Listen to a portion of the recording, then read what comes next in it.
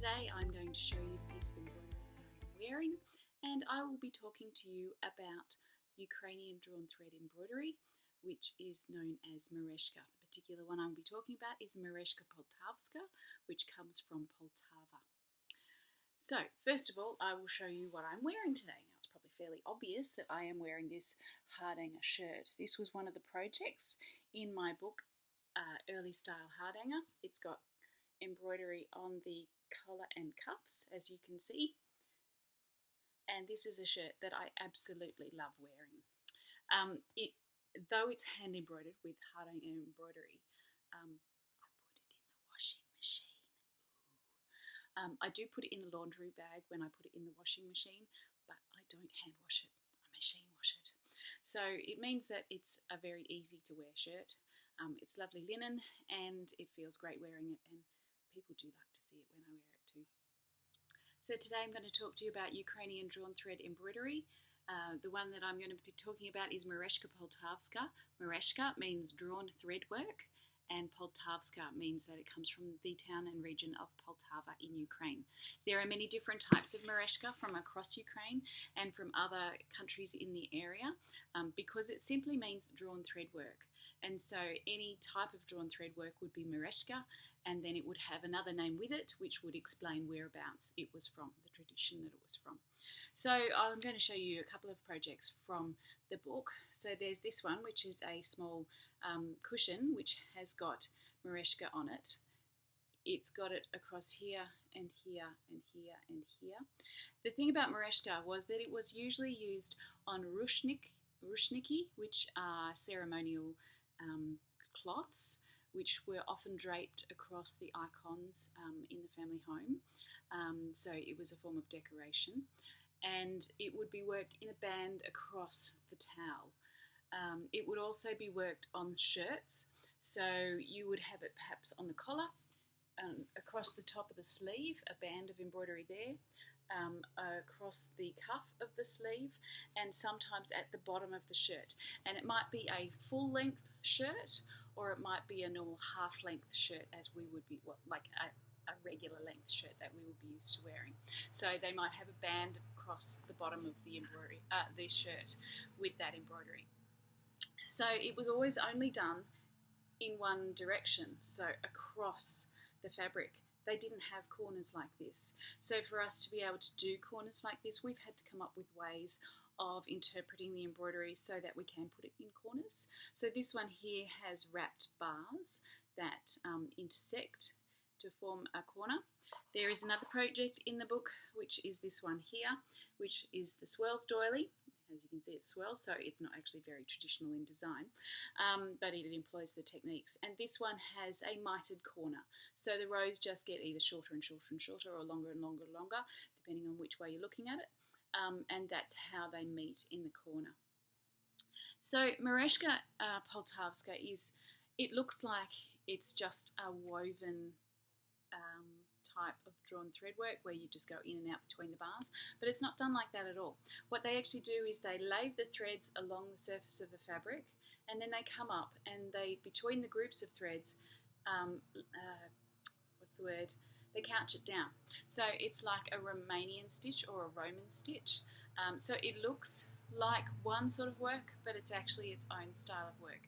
It's quite unique in that way. I've never seen it done anywhere else in the same way. There are all sorts of Ukrainian words that are used for the different little bits of, like the parts, the groups of threads and the things that, the stitches that you lay along. They're really difficult to pronounce, and I'm not going to bother trying because I'll probably just offend someone if I do. So, and I probably did a really bad job of saying rushniki before, which I apologise for. This is just me with my Australian accent doing my best. I'm sorry.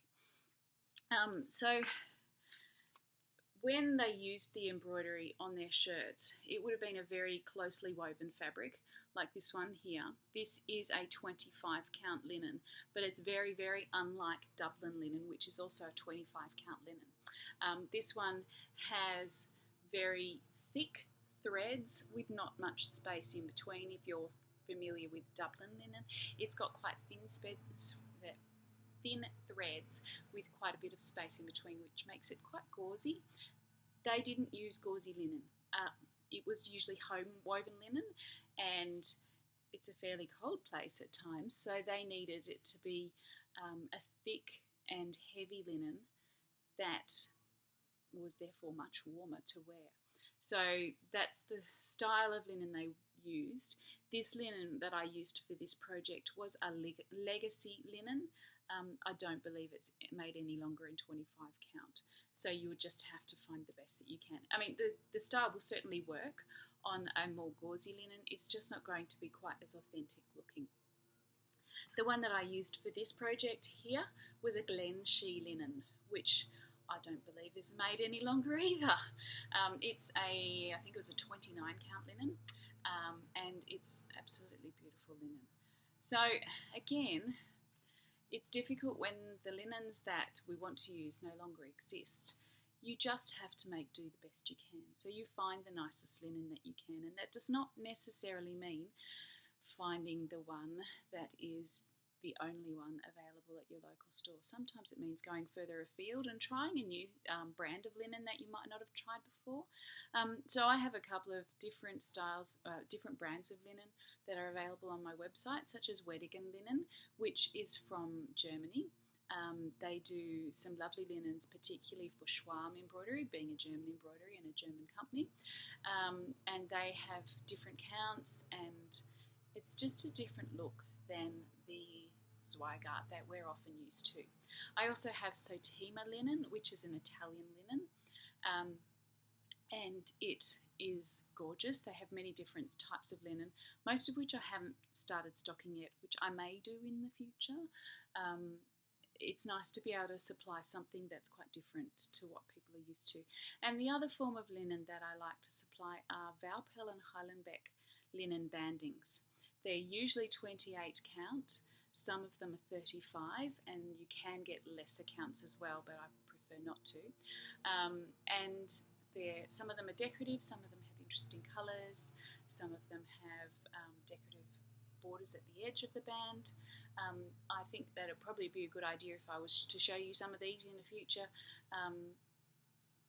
White Threads FlossTube, but today we're mostly talking about Merezhka.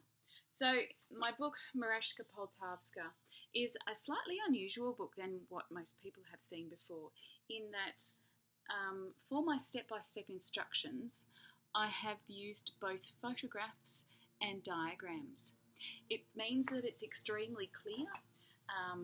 So if you can't see on the photograph the actual structure of the stitch, you can look at the diagram to see that, and if you can't see the actual shape or form of the stitch in the diagram, you can see how it actually looks in the photograph.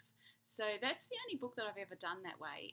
It seemed important to do it for that one because it was a drawn thread work book, and we all know that drawings or diagrams of drawn thread work can often be quite difficult, and so that's why I decided to do it with both the photographs and the drawn thread work.